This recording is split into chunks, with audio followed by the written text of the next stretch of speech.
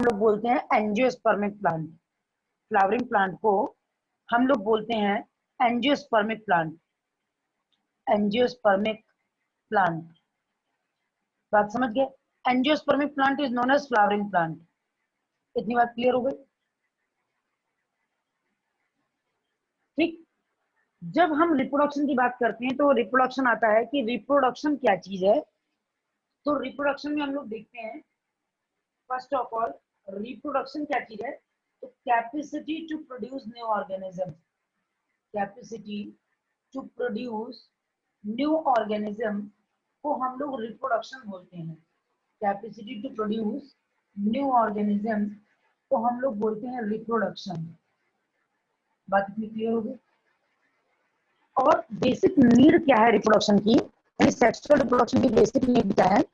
Reproduction हम लोग का असेक्सुअल भी हो रहा था, वेजिटेटिव भी हो रहा था, सेक्सुअल भी हो रहा था।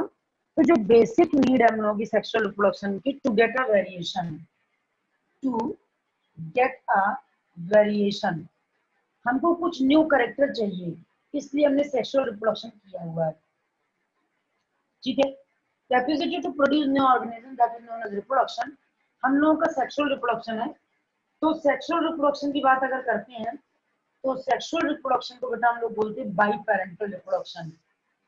बाई पेरेंटल रिप्रोडक्शन, वो चाहे यहाँ का केस हो चाहे प्लांट का केस हो, वहां पर दो लोगों की नीड है और बाई पेरेंट में हम लोग का एक मेल होगा और दूसरा फीमेल होगा। ठीक, यानी 50% हमारे मेल के और 50% हमारे फीमेल के कैरेक्टर्स का कॉम्बो बन के तैयार होगा, तो एक न्यू रिकॉम्बिनेशन ऑब्टेंड हो जाएगा। एक न्यू रिकॉम्बिनेशन ऑब्टेंड हो जाएगा। इतनी बात क्लियर हो गई? इतनी बात क्लियर हो गई बेटा कि अगर हम लोग ये क्वेश्चन पूछते हैं कि what is the meaning of reproduction, ठीक है, अगर हम ये क्वेश्चन पूछते हैं what is the meaning of reproduction, तो रिप्रोडक्शन का मीनिंग होता है to produce, capacity to produce new organism, और जो वो new organism that is progeny means offspring, that is progeny means offspring को डेवलप करने की जो कैपेसिटी है that is known as reproduction. यहाँ पे इन्होंने बोला क्या कि अब बेसिक नीड क्या है रिप्रोडक्शन करने की। जब एग्जामिनर हम लोगों से क्वेश्चन पूछते हैं, हम लोगों से कोई क्वेश्चन पूछता है, तो जब हम लोग स्टार्टिंग में होते तो बता देते थे कि ऑफस्प्रिंग बढ़ाने के लिए, जनरेशन बढ़ाना कोई एक लॉजिक नहीं है, हमको कुछ न्यू कैरेक्टर चाहिए। अगर जनरेशन बढ़ाना होता तो हम लोग असेक्सुअल रिप्रोडक्शन भी कर सकते थे, और अगर हम लोगों के यहाँ पॉसिबल होता असेक्सुअल रिप्रोडक्शन, तो पॉपुलेशन एक्सप्लोजन आज से 20 साल पहले हो जाता हम लोगों का पॉपुलेशन एक्सप्लोजन। हाथ टूटा, बाल टूटा, न्यू ऑर्गेनिज्म बन गया, नए नए ऑर्गेनिज्म डेवलप होने सेम एज यूजुअल। तो हमको कुछ न्यू कैरेक्टर चाहिए, तो हमने 50% मेल लिया, 50% फीमेल लिया, दोनों का कॉम्बो किया, तो न्यू रिकॉम्बिनेशन ऑब्टेंड हुआ। जब स्टूडेंट हम लोग अपने मम्मी और पापा के कॉम्बिनेशन से बनते हैं, तो उसमें भी 50% पेरेंट का है, लेकिन उस 50% में भी हम लोग क्या करते हैं कि 60% दोनों के मिलने के बाद 60% हमारा पर्सनल हो जाता है, और 40% उन लोगों का मैच करता हुआ रहता है। क्योंकि अगर बिल्कुल सेम कॉपी बन के तैयार हो जाते तो हम लोगों को वेरिएबिलिटी पढ़ने में इजी गोइंग नहीं रहता। हम लोग वेरिएबिलिटी पढ़ते नहीं। जैसे ब्लू और ब्लैक आई का मैरिज हुआ है, तो ब्लू इज ब्लैक हो गया, तो जो डोमिनेंट होगा वो होगा। आईक्यू दोनों का बहुत शार्प है, तो हो सकता है बच्चा और शार्प आईक्यू का हो। दोनों हाइटेड है, तो बच्चा हो सकता है एक्स्ट्रा ऑर्डिनरी हाइटेड और उनसे पहले हाइटेड हो जाए। तो ये जो कुछ न्यू कैरेक्टर आए हैं, वो इन दोनों के कॉम्बिनेशन से मिलने से आए हैं। बात समझ गए? आज हम लोग प्लांट का रिप्रोडक्शन पढ़ने जा रहे हैं, तो sexual reproduction in flowering plant हम लोग को पढ़ना है। तो हमें देखना क्या है कि मेन जो रिप्रोडक्टिव पार्ट ऑफ प्लांट है वो कौन सा है। तो देखेंगे बेटा, main reproductive part of plant कौन सा है। तो main reproductive part of plant को हम लोग बोलते हैं बेटा flower.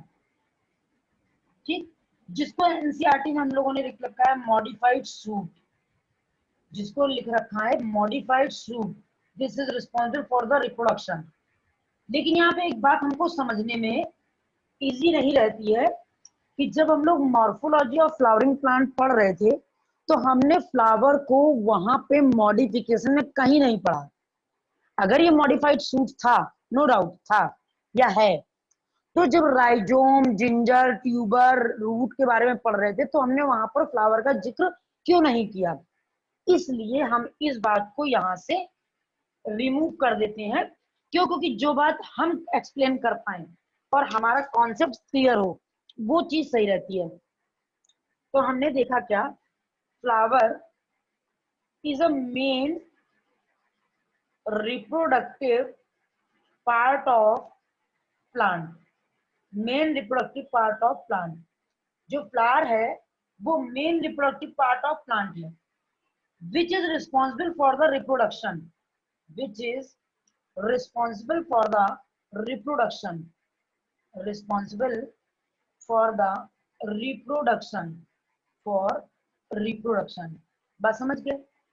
flower is the main reproductive part of plant which is responsible for the reproduction। अब हम देखेंगे बेटा पार्ट्स ऑफ फ्लावर कौन कौन से हैं। पार्ट्स ऑफ फ्लावर कौन कौन से हैं, तो देखते हैं बेटा फ्लावर के 4 पार्ट्स हैं। 4 पार्ट्स फ्लावर के प्रेजेंट हैं। Number 1 calyx, 2 Corolla,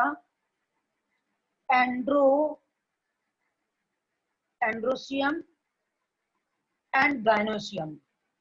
androecium and gynoecium. इतनी बात क्लियर हो गई? हमने देखा क्या कि parts of yes flower ma'am. देखेंगे क्योंकि फ्लावर मॉडिफाइड पार्ट है, तो हम लोग देखते हैं कि फ्लावर का कौन कौन सा पार्ट रिप्रोडक्शन में पार्ट प्ले कर रहा है। तो that is parts of flower, flower divided into 4 part, that is calyx, corolla, andro, gyno. ठीक है, first part is calyx, second one is corolla, third one is andro and fourth one is gyno. इतना बात clear हो गया? इतना बात clear हो गया ना? Yes ma'am. देखते क्या यस है मैम। कि andro and gyno including in male and female reproductive organs, male and female reproductive organs. That's why flower is the main reproductive part of plant, क्योंकि मेन जो reproductive organ है वो इसी flower में present है। तो जो रिप्रोडक्शन पार्ट प्ले करेगा वो यही फ्लावर करेगा। बात इतनी क्लियर हो गई? बात इतनी क्लियर हो गई बेटा? Yes ma'am. लिखिए इसको, यस मैम। लिख लीजिए।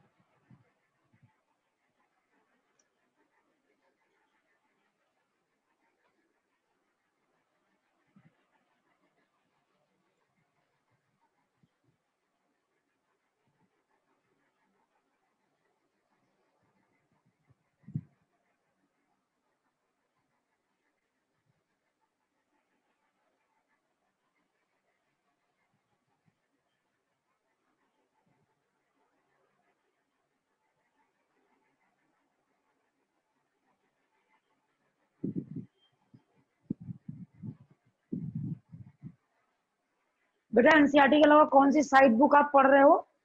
साइट बुक फॉर प्रैक्टिस कौन सी यूज कर रहे हो? मैम एनसीईआरटी पढ़ रहा हूँ बस। एमटीजी? नहीं, बस मैम एनसीईआरटी पढ़ रहा हूँ। अच्छा अच्छा,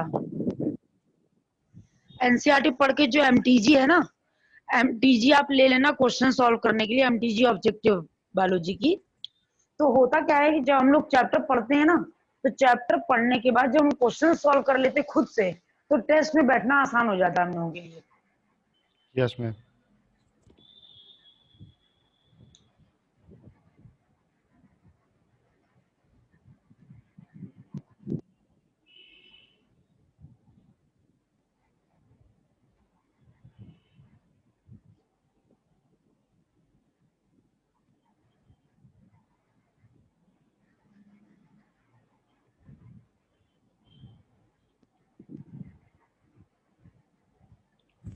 मैम हो गया कॉपी। Yes ma'am. अब देखिए, अब हम लोग फ्लावर के पार्ट के बारे में डिस्क्राइब करेंगे कि फ्लावर के कौन कौन से पार्ट हैं। तो फर्स्ट पार्ट का हम लोग का होता है कैलिक्स। तो अब आ जाते हैं हम लोग कैलिक्स की तरफ। देखिए अभी हम लोग सेक्सुअल रिप्रोडक्शन प्लांट में भी स्टडी करेंगे। फर्स्ट पार्ट आता है हमारा कैलिक्स। तो देखते हैं calyx. Calyx is outer most part, outer most part, ठीक, आउटर मोस्ट पार्ट है। It is green in colour, it is green in color, green in color except all colors, except all colors, all colors को छोड़कर ये green colour के होते हैं। Unit of calyx, जब भी हम कहते हैं यूनिट ऑफ कैलिक्स, यानी कि ये कई पार्ट्स होते हैं जिनके बंच को हम लोग कैलिक्स बोल रहे हैं। और अगर यूनिट ऑफ कैलिक्स की बात करते हैं तो एक कैलिक्स किसका बना हुआ है, हम लोग उसके बारे में स्टडी करना चाह रहे हैं। ठीक है, तो हम देखते क्या है यूनिट ऑफ कैलिक्स क्या है। यूनिट ऑफ कैलिक्स से बेटा सेपल्स। सेपल्स जैसे फ्लावर में देखा हुआ outer most part green colour का होता है, तो वो पेटल्स के नीचे ऐसे लगा होता है। तो जो उसका एक ये पार्ट है that is known as sepals, और पूरे को हम लोग कैलिक्स बोलते हैं। पूरे के लिए वर्ड यूज करते हैं कैलिक्स। और जो एक ये लीफ ऐसे लगी हुई है, ये एक, ये सेपल्स, ये सेपल्स, ये सेपल्स, ये सेपल्स, कलेक्टिवली कैलिक्स। ठीक, अब देखते क्या है कि when calyx are free, when calyx are free, condition is known as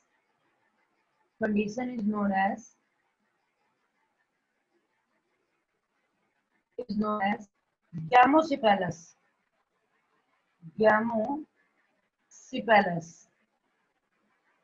अगर sepals more than 10, more than 5 हैं, और when calyx are, यानी when sepals are fused, when sepals are free, when sepals are fused, sepals are fused, condition is known as polycephalus, polycephalus। बस समझ गए। It is green in colour. अगर हम देखते हैं केवल outer most part of flower की बात, तो outer most part of flower में हम लोग को क्या क्या पढ़ना है बेटा। Outer most part of flower is known as calyx and it is green in colour except all colours. कभी भी चेंजमेंट नहीं आएगा कि कैलिक्स का कलर जो है वो चेंज हो जाए ग्रीन कलर से, क्योंकि जब बर्ड फॉर्म रहती है तो ये पूरा ऐसे कवर रहता है। इसके अंदर पेटल्स और एंड्रो और गाइनो सब प्रोटेक्टेड रहते हैं। तो it form a protective layer, you can say like it form a protective layer, outermost part that form the protective layer। unit of calyx को हम लोग बोलते हैं बेटा सेपल्स। सेपल्स अगर न्यूमरस इन नंबर हैं, यानी 5 हैं, 6 हैं, 3 हैं, 2 हैं, और फ्यूज्ड हैं, एक साथ ऐसे फ्यूज्ड हैं, तो this condition is known as gamosepalous. This condition is known as gamosepalous. When sepals are fused, अगर सॉरी यहां पर उल्टा लिख गया है, ये लिखना चाहिए यहाँ फ्यूज्ड और यहां लिखना चाहिए फ्री। ठीक, अगर फ्यूज्ड है तो गैमोसेपेलस, और अगर फ्री है तो पॉलीसेपेलस। बात समझ गए। अगर हम लोगों के सेपल्स फ्यूज्ड हैं तो this condition is known as gamo, और अगर फ्यूज्ड हैं फ्री, गैमो फ्री है तो पॉली। पॉली यस मतलब मैम। मैनी, मैनी का मतलब फ्री। यस क्लियर हो मैम। गया, यस क्लियर हो मैम। गया बेटा। Yes ma'am. अब हम आते हैं, ये फर्स्ट पार्ट हमारा हो गया। अब सेकंड पार्ट पे आते हैं बेटा corolla. Second part is known as corolla. Just below the calyx, यानी inner part is known as, inner part is known as corolla. ठीक, it is colored part except green in color, except green in color, यानी ये हर colour का होगा green colour को छोड़ के। ये ऑल कलर्स का होगा ग्रीन कलर को छोड़ के, except green colour, green colour. बात क्लियर हो गई। Except green colour. Yes, ma'am. Petals है ग्रीन इन कलर। अब क्या यहां पर भी कंडीशन आती है, when petals are fused condition is known as, और पेटल्स क्या है, जो फूल की पंखुड़ियां है, condition is known as gamopetalous. Gamopetalous. When petals are free condition is known as polypetalous. जैसे रोज, जैसे चाइना रोज, बस समझिए, रोज की एक एक पेटल्स फ्री होती है और चाइना रोज की भी एक एक पेटल्स फ्री होती है, सारी पेटल्स एक दूसरे से जुड़ी नहीं होती हैं, तो this condition is known as polypetalous. और जब येलो वाला कनेर देखते हैं हम लोग नीरियम, तो उसमें सारी ऐसे जुड़ी होती है जिसमें हम लोग फिंगर की तरह पहन सकते हैं, तो that is known as gamopetalous. outermost part and just below the outermost inner part which is known as corolla. Unit of corolla is known as colored part of plant है, colored part of plant है except green in color। और इसकी unit है petals, when petals fused, gamo, when free, poly। लिख लीजिए बेटा। Clear हो गया ना बेटा उज्जवल? Yes, ma'am.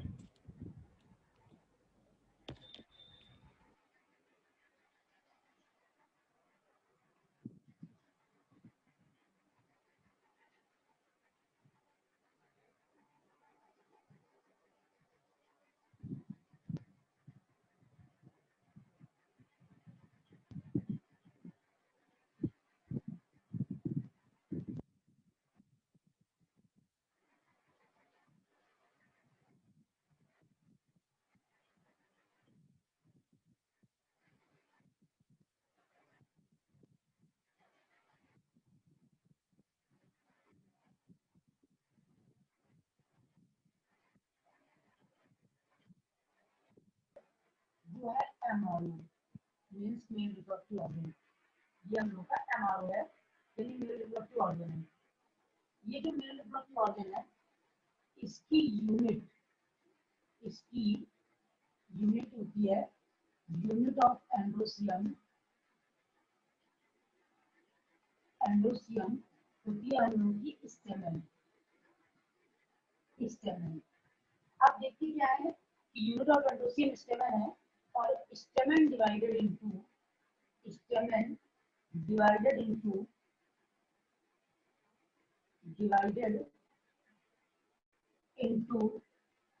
two parts, that is anther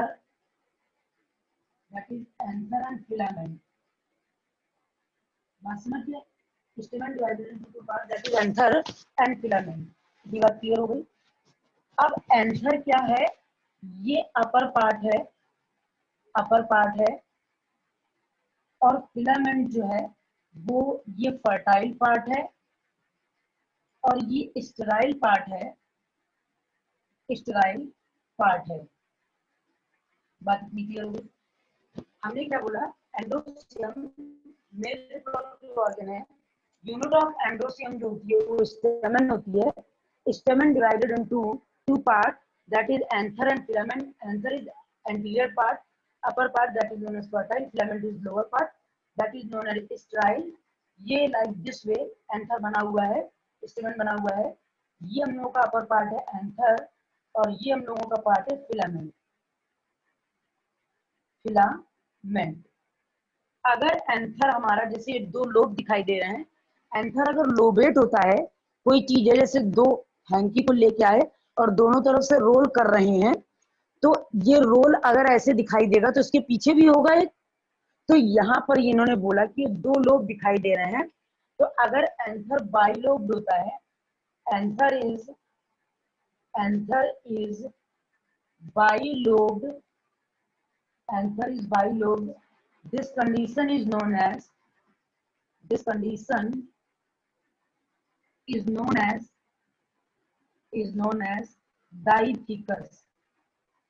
diathecus. This condition is known as diathecus. When anther is unilobed anther is unilobed. This condition is known as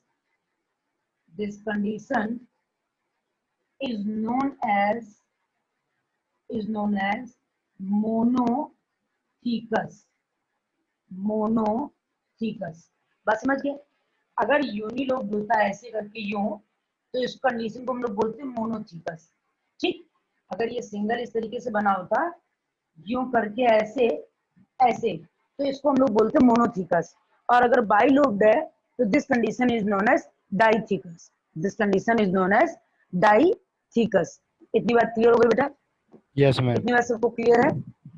Yes, ma'am. चलो देखो, इन्होंने क्या बोला कि अगर एंथर हम लोगों के मैनी स्टेमेंस प्रेजेंट है, many stamens are present, many stamens are present and all stamens are free, all filaments are free, all filaments are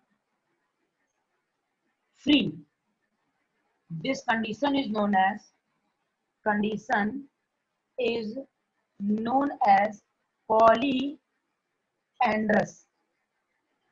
Polyandrous. बात इतनी समझ गए? When stamens are fused,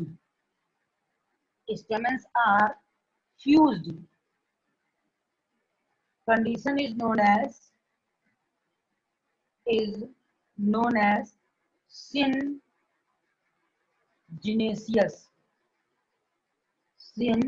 syngenesious. बस समझ गए? जैसे लॉलीपॉप के बॉक्स में, लॉलीपॉप ऊपर लगी हुई है, बॉक्स में सारे में जो स्टिक है उसकी, वो एक बॉक्स में एक माउथ में लगी है। तो अगर उसी तरीके से पूरे फिलामेंट फ्यूज्ड हैं और सबके एंथर फ्री दिखाई दे रहे हैं, तो this condition is known as syngenesious. और जब स्टेमेंस सारे फ्री हैं, लाइक चाइना रोज सारे अलग अलग स्टेमेंस प्रेजेंट हैं, तो this condition is known as polyandrous. This condition is known as polyandrous. Stamens present many and all stamens are free, condition is known as polyandrous. Stamens are present many and stamens are fused, condition is known as syngenesious. अब आते हैं बेटा हम लोग fourth part में। Fourth part का name है gynoecium. Gynoecium, gynoecium जो है वो एफआरओ है, वो है FRO. FRO female reproductive organ. And unit of gynoecium है, यूनिट ऑफ गाइनोसियम है कार्पल। यूनिट ऑफ गाइनोसियम है कार्पल। बस समझ गए? One carpel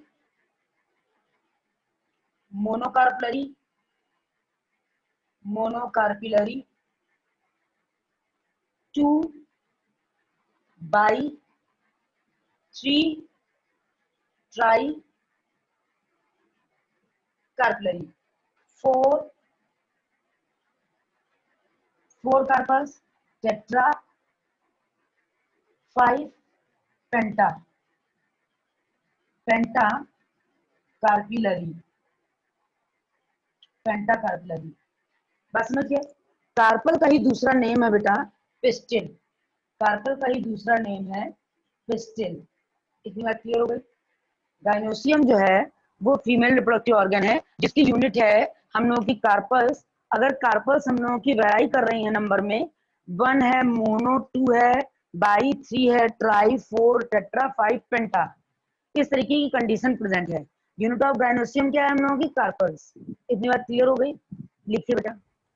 Yes, ma'am. लिख रहे हैं। ठीक, लिख।